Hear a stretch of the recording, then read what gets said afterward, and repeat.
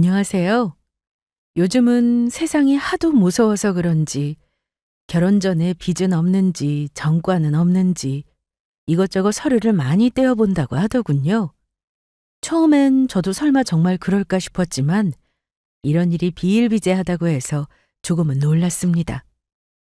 처음에는 뭐 그렇게까지 하나 생각했지만 서로 합의하에 투명하게 다 공개하고 결혼하는 것도 좋은 생각인 것 같더라고요. 하지만 몰래 뒤에서 알아보는 거라면 말이 달라지죠. 제가 그랬거든요. 결혼 예정이었던 남자친구의 집안에서 저희 집 등기부등본을 떼어보고는 그 재산을 탐내고 사과 한마디 없었습니다. 결혼 전 당연한 절차라고 하길래 저 역시 똑같이 했는데 그랬더니 저에게는 가정교육을 못 받은 사람이라고 했습니다. 이런 걸 바로 내로남불이라고 하는 게 맞죠? 아무것도 모르고 결혼을 했더라면 평생 시댁빚이나 갚으며 살아야 했을 겁니다. 저희 부모님은 두 분 다 중학교 교사십니다. 아빠는 얼마 전 퇴직하셨고 엄마는 아직 중학교에서 선생님으로 계십니다. 부모님의 영향으로 저도 어릴 때는 교사를 꿈꾸었지만 대학 졸업 후 공기업에 취직해서 다니고 있습니다. 엄마는 적어도 셋은 낳고 싶다고 하셨으나 그게 생각대로 되는 일도 아니고 저를 낳고 나서는 더는 아이가 생기지 않았다고 하셨어요. 그래서 저를 보며 행운이다 생각하고는 정말 애지중지 키워주셨습니다. 외동은 흔히 버릇이 없다는 말이 있는데 저희 부모님은 정말 엄하셨어요. 지금이야 한없이 너그러우시지만 제가 한창 공부만 하던 학창 시절에는 부모님이 무서워 나쁜 짓은 한 번도 해본 적이 없을 정도였습니다. 그때는 그게 너무 싫었어요. 하지만 지금 생각해보면 부모님이 왜 그러셨는지 이해가 됩니다. 퇴직 후 바쁘게 지내던 어느 날 친구가 괜찮은 사람을 소개해주겠다는 연락을 해왔습니다. 이 친구는 제 고등학교 친구로 오래 사귄 남자친구가 있었는데요. 자기 남친의 친구라며 저에게 잘 어울릴 것 같다면서 만나보라고 했습니다. 그래서 친구의 소개로 한 남자를 만나게 되었어요. 소개받기 전 대충 어떤 회사를 다니고 어디 사는지 정도는 듣고 나왔는데 얘기를 나눠보니까 조건보다는 사람이 참 괜찮다는 생각이 들었습니다. 아니에요. 밥은 제가 살게요. 제가 내야죠. 커피 사셨는데 밥까지 사신다고요? 이거 얼마나 한다고요? 오늘 처음 만났는데 이게 매너죠. 저는 남녀가 만났을 때 남자가 무조건 계산해야 한다는 건 너무 싫어하는 사람이라 어떻게든 밥값을 내려고 했으나 계산하지 못하게 했습니다. 정 그러시면 다음에 밥 사실래요? 그럴게요. 말 나온 김에 여기서 약속 정하고 가죠? 이번 주 주말 어때요? 네, 괜찮아요. 그럼 주말에는 제가 꼭 밥 살 거니까 그런 줄 아세요? 그렇게 다시 만날 약속까지 하고는 헤어졌습니다. 첫 만남이었지만 불편하지 않았고 유머 코드도 맞았어요. 거기다 매너도 정말 좋았죠. 그날 이후 몇 번 더 만나고 나서 저희는 사귀게 되었는데 사귀는 동안 남자친구는 저에게 돈 쓰는 것에 대해서 아끼지 않았습니다. 리나, 여기! 오래 기다렸어? 퇴근하는 부장님이 뭘 또 부탁하셔가지고 늦었다. 미안해. 괜찮아. 그런데 너 기훈 씨랑은 잘 만나고 있어? 그럼 거의 매일 만나. 정말? 하긴 회사도 서로 가까우니까 너한테 잘해줘? 엄청. 잘 됐네. 기훈 씨가 되게 계획적이더라고. 나는 그런 게 좀 부족하잖아. 그래서 만나서 뭐 할지 이미 다 계획을 짜서 오기도 하는데 그래서 시간 버리는 것보다 훨씬 좋더라. 내가 서로 잘 맞을 거라고 했잖아. 자, 이거나 받아. 오, 드디어 청첩장 나왔구나. 예쁜 걸로 잘했네. 저는 남자친구를 소개해준 친구는 청첩장을 준다고 해서 회사 근처에서 만났습니다. 그러면서 자기 다음에는 제가 결혼을 해야 한다며 부케를 받아줄 것을 부탁했네요. 20대 후반의 나이에 남자친구를 만나서인지 사실 진지하게 만나고 있었습니다. 그래서 제 친구도 제가 당연히 남자친구와 결혼을 할 거라 생각했다고 하더군요. 솔직히 저도 그랬어요. 이 나이에 잠깐 연애만 하고 헤어질 것도 아니고 결혼 생각을 안 했다면 그건 거짓말이죠. 그렇게 진지한 만남을 이어간 지 2년이 조금 넘었을 때 저희 부모님께 남자친구를 인사시켰습니다. 어렵고 불편한 자리라는 걸 잘 알기 때문에 부모님은 별다른 질문을 안 하셨고 편하게 식사만 하고 헤어졌습니다. 그래도 남자친구가 기본적으로 알아서 말하긴 하더라고요. 우리 미나한테 듣기로는 고기를 좋아한대서 준비해봤는데 입에 맞을지 모르겠네. 아주 맛있습니다. 솜씨가 진짜 좋으신데요. 남자친구는 넉살이 좋아서 부모님께 말도 잘했는데 그러다 보니 어색했던 분위기는 금방 화기애애해졌고 대화도 끊이지 않았습니다. 언젠가 알게 되실 테니까 말씀드리는 건데요. 저희 아버지는 아파트 경비 일 하십니다. 직장에서 정년퇴직 후 퇴직금으로 사업을 시작하셨는데 그게 잘 안 되는 바람에 사업을 접고 경비 일을 하게 되셨어요. 그런데 그마저도 해당 아파트에서 경비원 축소 때문에 얼마 전부터 쉬고 계시고요. 그렇구만. 요즘 경기가 워낙 안 좋으니, 네, 빨리 경기가 좋아져야 할 텐데요. 그렇게 남자친구가 인사를 하고 돌아간 뒤 집 앞까지 같이 나갔다가 들어왔는데 부모님이 저와 남자친구에 대해서 얘기를 나누고 계셨습니다. 엄마, 아빠, 무슨 얘기를 그렇게 해? 기훈이 그 친구 말이다. 아버지도 집에 계시고 어머니도 일 안 하고 계시는 것 같은데 생활은 어떻게 하시나 해서 그거 얘기하던 중이었어. 우리 집에 인사까지 왔는데 결혼하면 서로 집안에 대해서 자세히는 알아야 하잖아. 내가 물어봤는데 용돈으로 생활하신대. 용돈? 기훈 씨가 누나가 둘에 형도 한 명 있어서 총 4남매잖아. 그래서 매달 30만 원씩 부모님께 드린다고 하더라고. 큰 누나가 제일 맞으라 가끔 용돈을 더 드리기도 한다고 했고. 결혼해서 부모님께 용돈 드리는 집이 한두 집도 아니고 하니 이 부분에 대해서는 부모님도 별다른 걱정은 안 하셨어요. 제일 중요한 건 저와 결혼할 사람이었으니까요. 남자친구는 대기업은 아니어도 탄탄한 직장에 다니고 있었고 연봉도 괜찮게 받고 있었거든요. 오히려 집안이 너무 좋은데 결혼할 사람이 변변한 직장이 없는 것보다 더 낫다고까지 말씀하셨습니다. 어차피 결혼해서 평생 함께 살 사람은 그 가족이 아니라 배우자라고 하시면서 말이죠. 저도 그런 생각을 하고는 있었습니다. 남자친구는 저에게 정말 잘했거든요. 그리고 그로부터 보름 정도 지나고 나서 남자친구네 집으로 저도 인사를 갔습니다. 원래는 저희 집에 인사를 하고 나서 며칠 뒤 가려고 했는데 부모님이 일이 있으시다고 하셔서 미루다가 찾아뵙게 되었습니다. 예비시댁에 방문하기 전 남자친구는 저에게 미리 얘기를 해주었어요. 집이 그렇게 좋지는 않다고 말이죠. 제가 남자친구를 조건만 보고 만난 건 아니라서 크게 문제되는 부분은 아니라고 생각했습니다. 남친의 집은 서울이었고 저희 집에서도 가까웠습니다. 그런데 골목 안쪽에 위치해 있더라고요. 빌라가 모여있는 곳이었는데 딱 봐도 지어진 지 오래된 빌라였어요.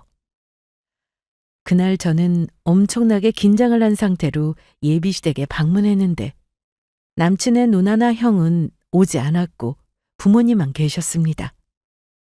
아버님은 무뚝뚝하신 성격이라고 들었는데 그래서인지 별 말씀은 없으셨고 거의 어머님이 많이 말씀하셨습니다. 내가 하도 궁금해서 우리 기훈이한테 사진이라도 보여달라고 했거든? 실제로 보니 사진보다 훨 낫네. 그래요? 감사합니다. 감사는 무슨, 너무 예뻐. 나 젊을 때 보는 것 같고. 맞아. 우리 엄마 젊었을 때 진짜 미인이시긴 하셨어. 잠깐만, 내가 사진 저장해둔 거 있는데. 여기 있다.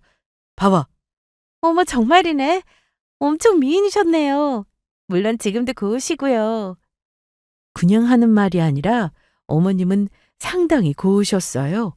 나이에 비해 젊어 보이기도 하셨고 피부도 좋으셨죠. 어쩜 이렇게 이쁜 며느리가 집에 들어왔지? 우리 기훈이하고도 너무 잘 어울리고. 아이, 당신도 뭐라고 좀 해봐요.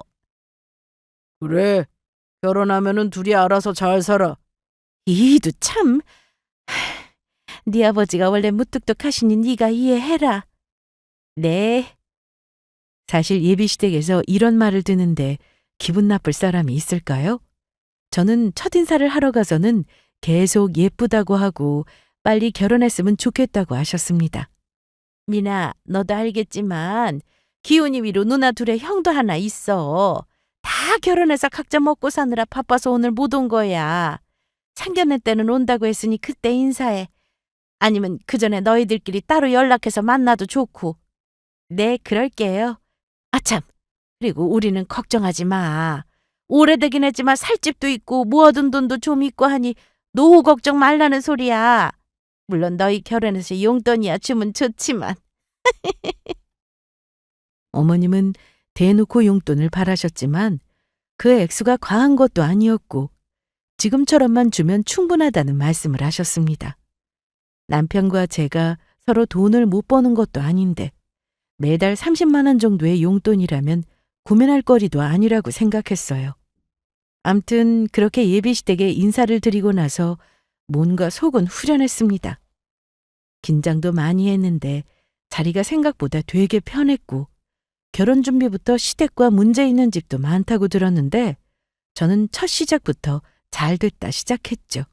그런데 저희 집에서는 부모님이 계속해서 집을 해주고 싶다 하셨습니다. 자식이 너 말고 또 있으면 몰라. 너뿐인데 아빠가 그냥 시집 보내고 싶지 않으시대. 솔직히 기훈이가 혼자 집 해올 형편도 안 될 것 같고. 엄마, 요즘은 집 얻는데 꼭 남자가 여자가 이렇게 구분 안 해. 같이 보태서 얻는다고. 엄마도 알지. 엄마 친구 혜미 아줌마라고 너도 알지? 그 집 딸 결혼하는데도 반반 결혼인가 그렇게 했다고 하더라. 그러니까 우리도 집은 알아서 구할게요. 옛날이랑 지금이랑 같아?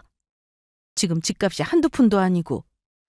처음부터 대출받아서 빚 갚느라 힘들게 살지 말고 아빠 말씀 들어. 됐다니까? 누가 큰 집 해준대? 둘이 살기 딱 좋은 20평대 해줄 거야. 엄마 혹시 그 집 놔주려고 하는 거야? 그거 엄마 아빠 노후자금이라고 했잖아. 그거야 그냥 해본 말이고. 너 결혼하면 아빠가 전부터 그 집 주자고 계속 그러셨어. 부모님 말씀이 이해가 안 되는 건 아니었어요. 제가 남자친구처럼 형제가 많았다면 집 해주실 생각은 안 하셨겠죠. 아니, 못 하셨겠죠. 그런데 자식이 저 하나라서 뭐든 해주려고 하시더라고요. 그런데 받기가 너무 죄송했습니다. 그동안 제가 모은 돈도 있고 남자친구가 가진 돈도 합치면 대출 조금 받아서 집을 얻을 수는 있었거든요. 저는 계속해서 집 얘기가 나올 때마다 거절했으나 아빠는 엄마 소원이라는 말씀까지 하시며 편하게 사는 모습 보고 싶다고 하셔서 결국 알겠다고 했습니다. 그리고 그 사실을 남자친구에게도 얘기했습니다. 퇴근 후 같이 저녁을 먹으며 집 얘기를 했죠. 남친은 예상대로 정말 좋아했습니다. 정말? 그건 생각도 못했는데. 나도 그래서 죄송하기도 하고 그러네. 뭐 집 때문은 아닌데 내가 정말 더 잘할게. 자기한테는 물론이고 장모님 장인어른한테도 진짜 잘할 거니까 두고 봐. 연애를 하면서 남자친구는 한눈 판 적도 없었고 저에게 돈을 쓰는 데 있어서 인색한 적도 없었습니다. 항상 저만 위해주던 그런 사람이어서 저렇게 말하는 것도 다 진심이라고 생각했어요. 그리고는 자기가 신혼집을 넣을 가구며 가전은 다 알아서 채울 테니 걱정 말라는 말까지 했습니다. 모은 돈도 저에게 준다고 하더라고요. 집을 해오니 조금은 도움이 되고 싶다고 하면서요. 그러던 어느 날 제가 감기에 걸려서 회사에서 일하면서도 내내 기침을 했습니다. 이대리, 심하긴 하다. 열도 나는 것 같은데? 네. 아무래도 조퇴해야 될 것 같아요. 그래, 반차 쓰고 들어가. 저는 그렇게 동네에 와서 병원에 들러 다시 약을 지었습니다. 병원에서도 그냥 감기라고만 해서 그런 줄 알았죠. 하지만 집에 와서 약을 먹고 잠을 푹 자고 일어나는데도 열은 떨어질 기미가 없었고 속도 안 좋더라고요. 미나, 너 약 먹고 잔 거 아니야? 열이 왜 이렇게 안 떨어져? 엄마, 나 너무 어지럽다. 안 되겠다. 병원 가보자. 오늘 토요일이라 문 연 곳 없을 텐데. 아직 진료 중이라고 뜨는 병원 있다. 거기 가보자. 그렇게 저는 엄마와 동네 병원에 갔는데 의사가 딱 보더니 독감 같다고 하면서 검사를 해보자고 했습니다. 그리고 몇 분 뒤 독감을 확인했습니다. 그런데 의사가 약을 먹는 것보다는 수액을 맞는 게 효과가 더 좋을 거라고 했습니다. 하지만 해당 병원에서는 곧 진료 마감이었고 수액도 맞을 수 없는 작은 병원이었습니다. 그래서 일단 약국에 들러 약을 지어서는 집에 가려고 했는데 엄마 어디가? 집 가는 방향 아닌데. 병원 엄마가 찾았어. 오후 6시까지 진료 가능하고 수액도 맞을 수 있대. 그런데 차에서 내리고 보니 남자친구 동네였습니다. 수액을 맞으려면 40분에서 1시간은 걸린다고 했는데 제가 몸 상태가 너무 안 좋다 보니 1시간 반 정도 예상하라고 하더군요. 엄마, 대기실에 있지 말고 집에 가 있어. 그냥 기다렸다가 같이 가지 뭐. 뭐하러. 너무 오래 걸려. 집에 가 있으면 내가 다 맞고 나서 전화할게. 이때가 독감이 유행하고 있어서인지 수액 맞는 곳이 환자들로 꽉 찬 상태였습니다. 그런데 곧 자리가 날 거라고 해서 엄마와 함께 기다리고 있었는데 아무래도 엄마가 너무 오래 기다리실 것 같아 집에 가 계시라고 했습니다. 그리고 저는 안으로 들어가 누워서 수액을 맞기 시작했어요. 정말 하늘이 빙빙 돌고 속은 안 좋고 콧물도 나오고 너무 힘든 상태였어요. 칸칸이 커튼으로 공간이 분리되어 있어서 사람들 말소리가 조금씩은 다 들렸는데 다들 아픈 사람들이다 보니 누워서 자는 사람들이 대부분이었습니다. 정말 조용했죠. 간혹 속삭이는 소리가 들리는 정도였으나 그것도 간호사와 나누는 대화였습니다. 누워서 수액을 맞고 있으니 남자친구한테 문자가 왔는데 제가 감기 때문에 집에서 약 먹고 쉬는 줄 알고 걱정을 해주더라고요. 잠도 솔솔 오고 기운도 없어 좀 있다가 답장을 할 생각으로 핸드폰을 내려놓고는 한숨 자고 일어나야겠다 싶어 눈을 감았습니다. 그렇게 잠이 들랑말랑하던 차에 어디선가 중년 여성의 목소리가 들렸습니다. 누군가와 통화를 하는 것 같았어요. 멀게 들리는 거 보니 바로 옆 칸은 아니었고 옆역함 정도는 되는 것 같았습니다. 그런데 목소리가 많이 들어본 소리였는데 아무래도 어머님 같았어요. 제가 열도 나고 기운이 없는 상태라 긴가민가 했으나 확실히 어머님이 맞다는 걸 알게 되었습니다. 바로 제 이름을 말씀하셨기 때문이었죠. 사람들이 거의 다 나가고 아주 조용했는데 아무도 없다고 생각했는지 어머님은 계속해서 통화를 하셨어요. 처음에는 어머님인 줄 모르고 그냥 누워 있었는데 주변이 아주 조용하다 보니 속삭이는 소리도 크게 들렸습니다. 그래서 어머님이 무슨 얘기를 하는지 다 들렸습니다. 핸드폰 음량 버튼을 크게 해두신 건지 심지어 상대방 목소리도 들렸습니다. 아유, 그래. 정희 너도 독감 조심해라. 매년 접종하는데도 올해는 독감에 걸려버렸네. 그런데 너 어쩜 그런 생각을 다 했어? 요즘은 결혼 전에 필수야. 등기부등본 떼어보는 거. 기훈이는 똑똑하면서 왜 그런 생각을 못했대? 암튼 네 덕분에 내가 요즘 많이 배운다. 우리 기훈이가 그거 보더니 비 금방 갚을 수 있을 거라고 하더라고. 그래, 내가 떼어가길 잘했지? 그래, 잘했어. 그리고 부동산에 가보니까 요즘 매매가도 높더라. 사돈네 집도 그렇고 애들 살 집도 그렇고 그 집 담보로 대출 받으면 올해비 갚고도 남지 뭐. 언니 좋겠다. 거봐. 우리 미나 복동이라고 했잖아. 갑자기 제 이름이 나오니 순간 눈이 번쩍 떠졌습니다. 그래서 더 귀를 기울였고 느낌이 쎄한 게 이상해서 몸에 기운도 없는데 핸드폰을 꺼내서는 녹음을 하기 시작했습니다. 이제 우리 기훈이만 결혼시키면은 그깟 빚은 금방 갚는다니까. 등기부 등본 떼보고 나서 요즘 마음이 놓여. 그 빚 다 언제 갚나 했거든. 그래 언니. 그러니까 내 말대로 날짜부터 얼른 잡아. 그런데 기훈이는 모아놓은 돈 좀 있어? 걔가 돈이 어디 있어. 버는 족족 빚 갚느라 한 푼도 없지. 그럼 혼술은 무슨 돈으로 하게? 대출 받지 뭐. 그리고 미나가 집에서 외동인데 시댁사정 나 몰라라 하겠어?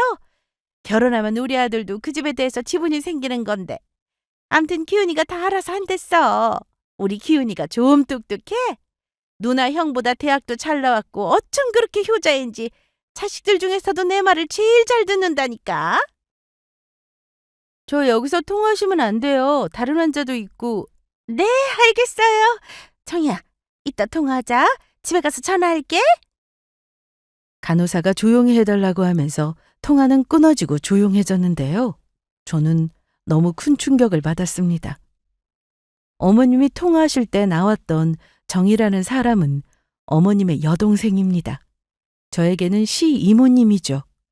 만난 적은 없으나 남친 집에 인사를 갔을 때도 어머님이 시이모님과 통화를 오래 하셔서 제가 성함은 알고 있었습니다. 남친한테도 들었는데 어머님은 평소 이모님과 자주 통화하신다고 했고 자주 만나기도 하신댔어요.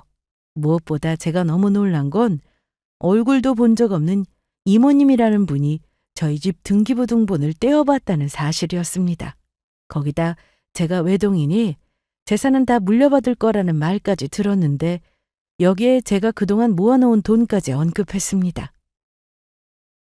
제가 급하게 녹음 버튼을 누른 이유였죠. 앞부분이 좀 잘리긴 했지만 그래도 중요한 내용은 다 녹음이 되었고 이날 저는 어머님과 남자친구의 검은 속내를 알게 되었습니다.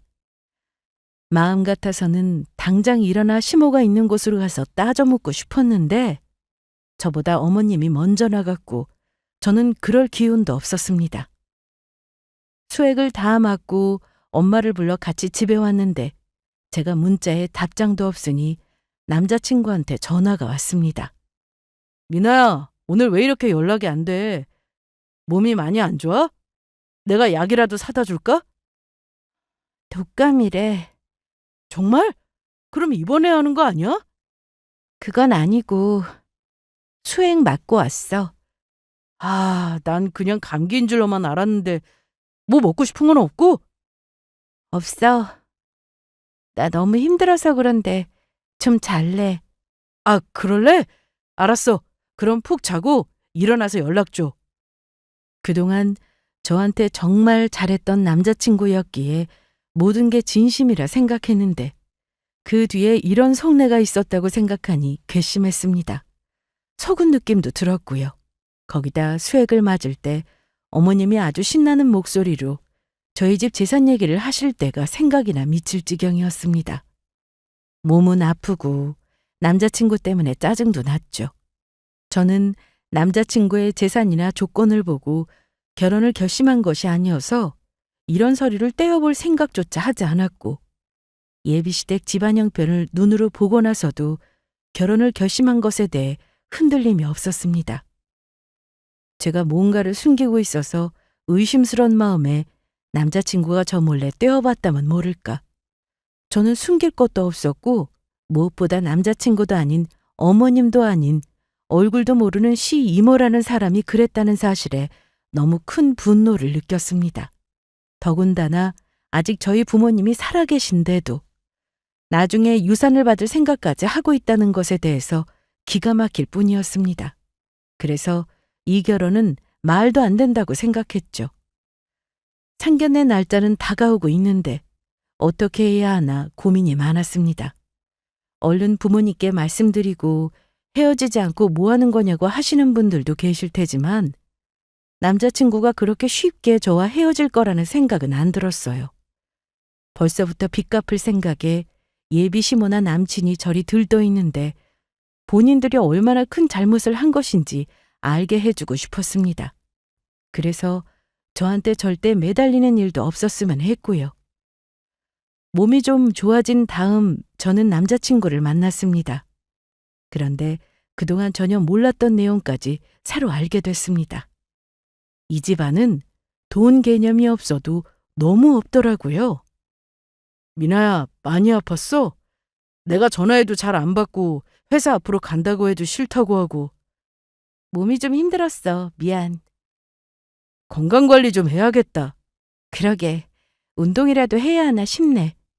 그때 전동벨이 울렸고 남친은 주문해 놓은 음료를 가지러 가기 위해 자리에서 일어났습니다. 그런데 남친 폰에서 문자가 계속 왔습니다.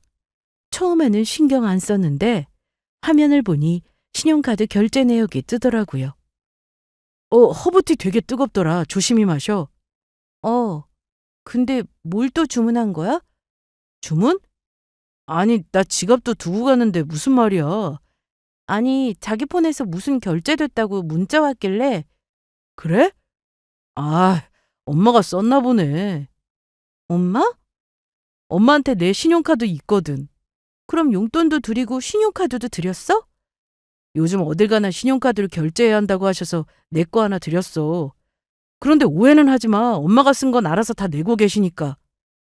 어머님 앞으로 신용카드 만들 수 있지 않아? 엄마 신용이 별로 안 좋으셔. 그리고 직장 없으면 요즘 신용카드 발급 잘 안 돼. 우리 엄마 카드값 잘 낸다니까. 가끔 현금 서비스도 받고 카드론도 받으시는데 잘 갚으니까 걱정 마. 뭐? 현금 서비스? 그거 이자율 엄청 높잖아. 그런데 남자친구는 뭐 어떠냐는 식이었습니다. 쓰라고 만든 제도라면서 잘만 쓰면 신용도 올라간다는 말까지 했죠. 돈 개념이 이렇게 없어도 되나 싶었습니다. 돈이 급해서 대출을 받아야 하면 보통은 은행에 먼저 가지 않나요? 그게 안 될 때 차선책으로 이 금융권에 가고 그것도 안 될 때 어쩔 수 없이 손대는 것이 현금 서비스나 카드론으로 알고 있습니다. 그런데 남자친구의 말을 들어보니 툭 하면 받아서 쓰고 다음 달에 갚는다고 하시더라고요. 어이가 없었죠. 이미 시무는 물론 그게 뭐 대수냐고 생각하는 남자친구도 똑같다는 생각에 들었죠. 저는 몸이 안 좋다는 핑계를 대고는 일찍 헤어지고 다음날 출근 후 외근하고 돌아오는 길에 남자친구의 집 등기부등본을 떼어봤습니다. 살면서 제가 이런 일을 해볼 줄은 생각도 못했습니다. 저한테 온전한 집 하나 있고 모아둔 돈도 있다고 했던 어머님의 말씀은 다 거짓말이었습니다. 근저당이 잡혀있는 걸 확인했거든요. 매매가가 어느 정도인지 대략 알고 있었는데 근저당은 상당했습니다. 상황이 이런데 남자친구가 모아둔 돈이 있다는 말도 믿을 수 없었습니다. 저는 단순히 예비시댁에 빚이 있어 파혼을 원하는 게 아니라 저를 이용해서 본인들 빚을 갚으려 한다는 그 자체에 너무 큰 충격을 받았습니다. 거기다 이건 예비시모만의 생각이 아닌 남자친구도 동의했다고 했으니 무섭기까지 했어요. 평소 어머님이 저를 복덩이라 부르셨는데 그 이유가 다 있었습니다. 미리 사정을 얘기하고 등기부등본을 확인하자고 하는 거랑 저 모르게 뒤에서 몰래 이런 말을 벌이는 것은 차이가 정말 컸죠. 아직 결혼도 안 했고 신혼집은 제 명의로 돌리지도 않았는데 자기 돈인 것처럼 쓰려고 했다는 그 자체에 충격을 크게 받았습니다.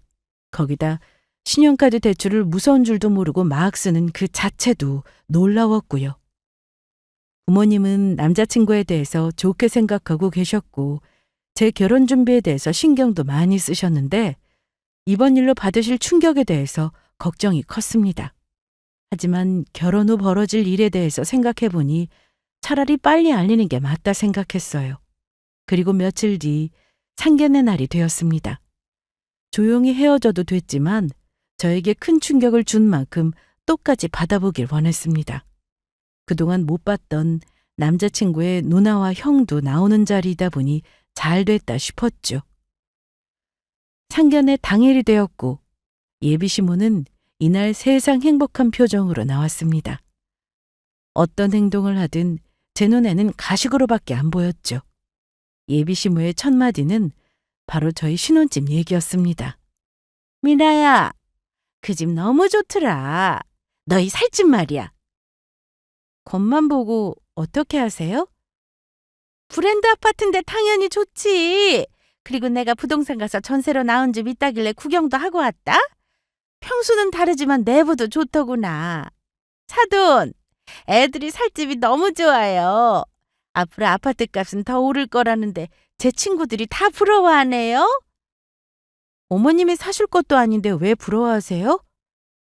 제가 계속 말을 톡톡 쏘듯 하니 저희 부모님이 옆에서 눈치를 주셨지만 말이 곱게 나오지 않았습니다. 그거야 신혼집을 며느리 될 나이가 해온다고 하니 부러워하지. 그리고 내가 아파트 이름 말했더니 다들 대박이라고 하는 거 있지? 그래요? 그런데 어쩌죠? 저 이 결혼 못해요. 아니, 안 해요. 이날 상견례 자리에 나온 사람은 저와 부모님 그리고 남자친구와 예비 시부모님, 거기에 누나 한 명이 있었습니다. 제 말에 그 자리에 있던 모든 사람들이 다 놀라는 눈치였죠. 아니 미나야, 그게 무슨 말이야? 결혼을 안 한다니. 아빠 엄마 죄송해요. 너 지금 뭐 하는 거야? 혹시 우리 기훈이랑 싸웠어? 싸웠다 해도 어른들 다 계신 자리에서 그게 뭐야? 응? 아니야, 우리 안 싸웠어. 대체 왜 그러는데? 저는 그때 가방에서 예비시댁의 등기부등본을 꺼냈습니다. 그리고 테이블 위에 올려두었죠. 이게 뭔데? 어? 보면 알잖아.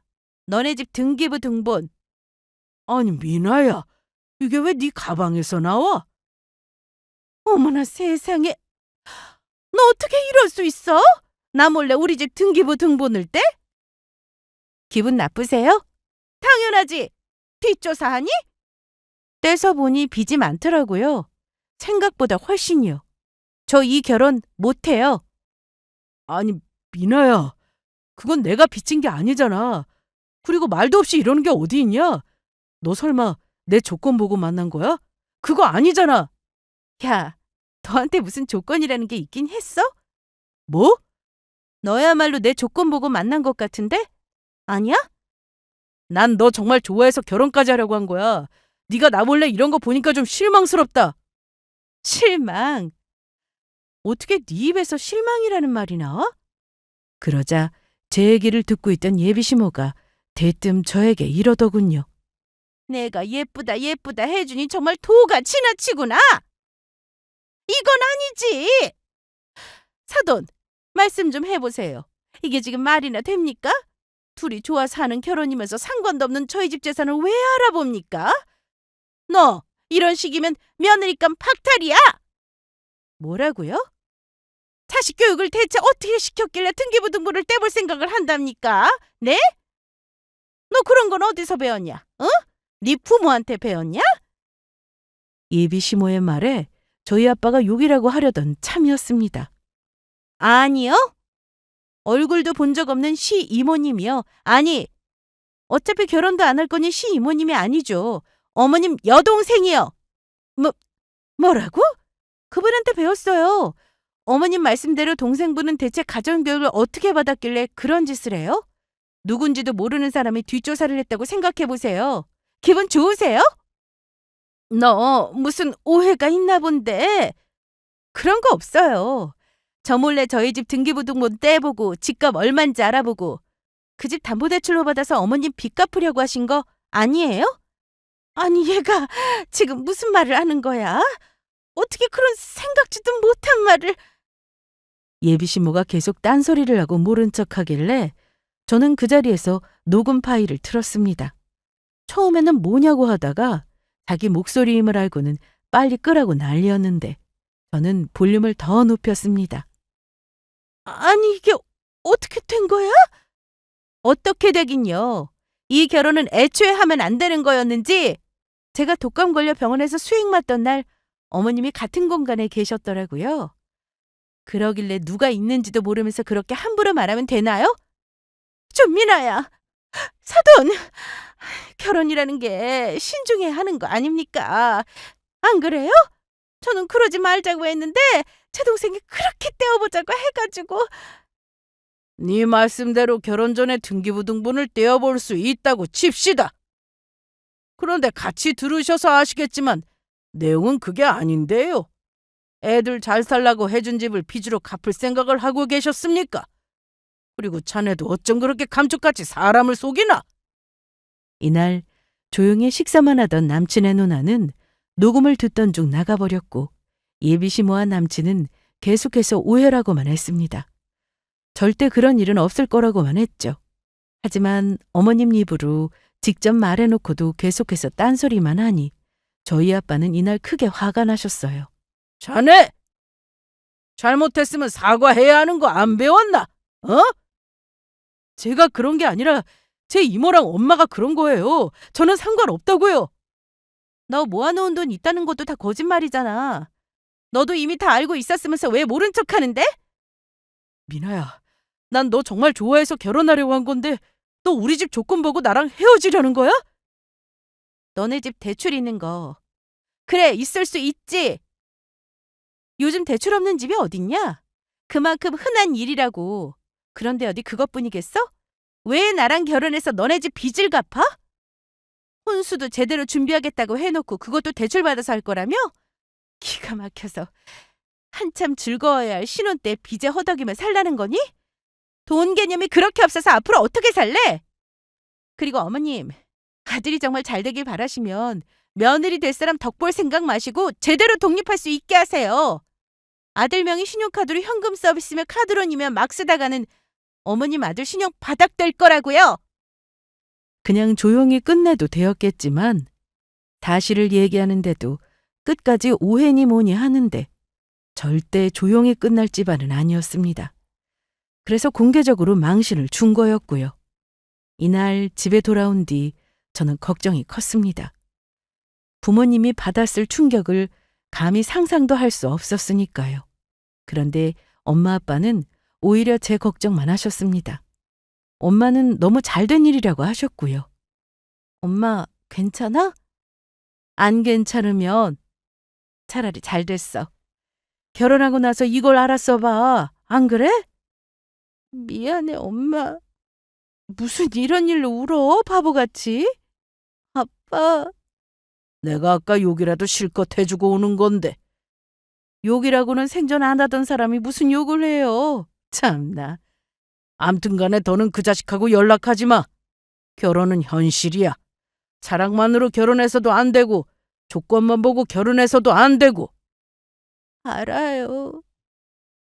저는 남자친구를 정말 많이 좋아했지만 그런 일이 있고 나서 큰 실망을 했고 더는 미련도 남지 않았습니다. 그래서 고민 없이 연락처도 모두 삭제했죠. 이대로 끝이라 생각하고 있었고 찾아와도 전 남친이 찾아오지 그 엄마가 찾아올 줄은 몰랐습니다.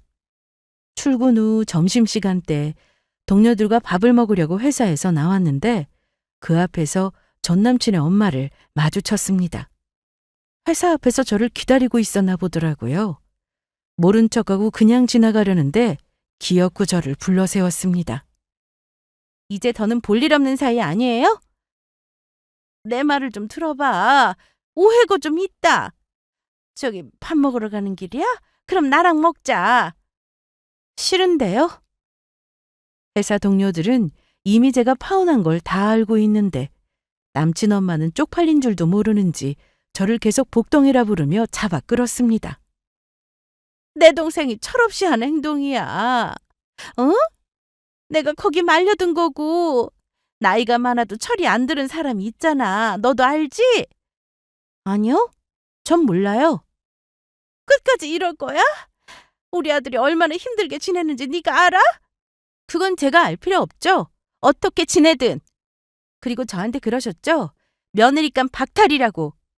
어머님도 시어머니감 박탈이에요. 아시겠어요? 그러니까 더는 찾아오지 마세요. 그렇게 저는 동료들과 식당을 향해 가고 있는데 뒤에서 제 욕을 하더군요. 저희 부모님까지 얘기하며 저를 열받게 했지만 동료들이 아무런 반응도 보이지 말라고 하며 저를 말렸습니다. 그러자 더 약이 올랐는지 아주 고래고래 소리를 질러대는데 나이 들어도 철이 안 드는 사람이 정말 있구나 생각이 들었죠. 그런데 이걸로 끝은 아니었습니다. 사실 예상은 했어요. 보통은 이런 일이 있었으면 쪽팔려서라도 연락하지 않을 텐데 전남친네 집에서는 목적이 있었기에 쉽게 포기하지 않을 거라 생각했었습니다. 전남친의 엄마와 그런 일이 있고 난 뒤 이틀인가 지나서 술에 잔뜩 취한 전남친과 만나게 되었습니다. 문을 열어주고 말 것도 없이 마주쳐야 했죠. 집 근처에서 만났으니까요. 이날은 회사에 일이 있어 야근을 해서 좀 늦게 동네에 도착했는데 시간이 늦었다 보니 아빠가 마중을 나오기로 했습니다. 지하철에서 내려 집까지 걸어가고 있는데 그때 저 앞으로 누군가 비틀거리며 걸어가고 있더라고요. 그런데 어디선가 많이 본 옷차림이었어요. 저와 만날 때 몇 번 입었던 외투여서 단번에 전남친인 걸 알아봤습니다. 딱 봐도 술에 취해 있었고 저는 빠른 걸음으로 앞질러 가려고 했죠. 그런데 그때 전남친이 제 손목을 붙잡았어요. 깜짝이야! 뭐야? 야, 너 나보고도 그냥 가기 있냐? 놓고 말해. 소리 지르기 전에. 미나야, 이민아. 우리 재결합할까? 다시 만나자고. 미쳤어? 나 제정신이야. 하나도 안 미쳤고 술도 아주 조금 마셨다고. 난 너 없으면 안 돼. 너 그거 알잖아. 너도 나 없으면 안 되는 애 아니었냐? 그깟 돈이 뭐, 빚이 뭐. 나 너랑 결혼하면 엄마랑 연 끊을게. 어? 그럼 되겠어? 연을 끊든 말든 그건 네가 알아서 하고 난 너랑 다시 만나는 일 절대 없어. 그러니까 괜히 시간 낭비하지 말고 가라. 저는 전남친이 손을 놔주지 않자 경찰에 바로 전화를 걸었습니다. 술에 취해 있던 전남친은 제가 정말 경찰을 부를 줄은 몰랐나 봅니다. 그리고 그때 아빠도 제가 있는 곳으로 오셨어요. 미나야, 이게 무슨 일이야? 저 자식하고 만나고 있었어? 아니야. 아까 아빠랑 통화하고 가고 있었는데 우연히 만났어. 그런데 손을 안 놔주잖아. 그래서 바로 경찰에 신고했지. 잘했다, 잘했어. 그렇게 아빠와 저도 같이 경찰서로 가게 되었습니다. 피해자 진술 이런 게 필요하다고 하더라고요. 도착 후 얼마 뒤 전남친의 엄마도 경찰서로 왔는데 이렇게 또 만나게 되니 짜증이 훅 올라왔습니다. 저는 경찰관이 하라는 것만 하고 바로 나가려고 했는데 두 사람은 경찰서 안에서 싸우기 시작했습니다. 내가 그러니까 하지 말자고 했잖아요. 너도 잘됐다고 해놓고 이제 와서 뭐라고? 그래, 이 엄마만 나쁜 사람이지. 엄마랑 이모가 다 책임져요. 거 조용히 하세요. 저기 경찰 양반, 우리 아들 언제 집에 갈 수 있어요? 네? 설마 감옥 가고 그러는 건 아니죠? 조사만 받고 가시면 되는데 계속 이런 식이면 곤란합니다. 아이고, 네네, 알겠습니다. 기훈이 너 조용히 해. 술 마시고 이게 무슨 망신이야? 그런데 그때 전 남친이 제 쪽으로 다가오더니 제 손목을 아주 세게 잡았습니다. 순간 너무 놀라고 아파서 악소리를 질렀고 그때 아빠가 전 남친의 팔을 잡아 뒤로 꺾었습니다. 살면서 아빠의 이런 모습은 처음 봤어요. 내 팔, 내 팔! 한 번만 더 내 딸 몸에 손대기만 해! 그리고 우리 동네 또 어신거렸다가는 그때 스토커로 신고할 줄 알아! 알았다고요! 저 스토커로 신고하면 그땐 어떻게 되는 겁니까? 서명 경고로 끝날 수 있지만 이전에 비슷한 일로 신고가 됐었다면 접근금지나 유치장, 구치소에 유치될 수 있습니다. 들었지? 대답해! 네, 알겠습니다. 그날 이후로 전 남친이나 그 엄마를 본 적은 없습니다. 동네에서 마주친 적은 없고 회사나 집으로 찾아온 적도 없고요. 그리고 얼마 뒤 저는 전 남친을 소개해준 제 친구로부터 전화를 받았습니다. 미안하다. 난 잘 만나고 있는 줄 알았지 뭐. 뭘 미안해. 네가 그런 걸 다 알았으면 소개해줬겠어? 그리고 돈 보고 눈 뒤집힌 그 사람 잘못이지. 우리 남편이 너한테 너무 미안해하고 있어. 됐어. 알고 그런 것도 아닌데 뭘.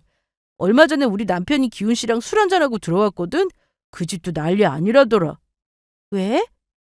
자식이 넷이나 있는데 막내인 기훈 씨한테만 그러고 사는 건 다 이유가 있더래. 누나도 형도 다 영 끊었댄다.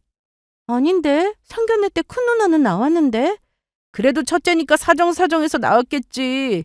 암튼 서로 연락하고 지내고 명절에 만나고 그런 것도 없다나 봐. 그래도 부모니까 용돈만 보내주고 산다고 하는데 기훈 씨 엄마가 빚 돌려막기를 했나 보더라고. 그러다 빚 못 막아서 연체되고 기훈 씨도 손절하고 싶다고 그러더래. 그게 이제야 터진 게 신기하다. 툭 하면 현금 서비스 받고 카드론 받아 쓰는데 언제까지 돌려막기가 가능할 줄 알았을까? 아, 듣기만 해도 숨 막혀. 미안해. 너한테 괜한 얘기를 했다. 됐어. 암튼 이제 무슨 얘기 들어도 앞으로는 나한테는 하지 마. 그래, 알았어. 정리는 다 된 거 맞지? 당연하지. 난 조금의 미련도 없다고. 암튼 나한테 미안한 생각 갖지 말고 조만간 보자. 그래, 알았어. 자식들이 주는 용돈만 해도 한 달에 100만 원이 넘는데 좀 아끼면서 살지. 결국 피해 입는 건 자기 자식인데 그렇게 살고 싶나 하는 생각이 들었습니다. 저는 그날 이후로 참 많은 생각이 들었습니다. 결혼이라는 게 사랑도 필요하지만 서로의 믿음도 정말 중요하잖아요. 그런데 서로 믿지 못하고 몰래 서류나 떼서 보는 게 과연 맞을까 싶더라고요. 물론 요즘 세상이 하도 무서우니까 확인 차원에서 해볼 수 있다고는 해도 저도 생각은 하지만 불륜한 의도가 있다면 절대로 안 된다 생각합니다. 저는 그런 일이 있고 난 후 예전처럼 평범하게 지내고 있습니다. 그리고 제 나이도 어느덧 30이 넘어서 다시 결혼 얘기가 주변에서 솔솔 나오고 있지만 아직 그럴 마음이 들지 않네요. 사람들은 다 인연이 있다고 하니 저도 언젠가 좋은 인연을 만날 수 있겠죠? 그럼 여기서 이만 제 사연을 마치도록 하겠습니다.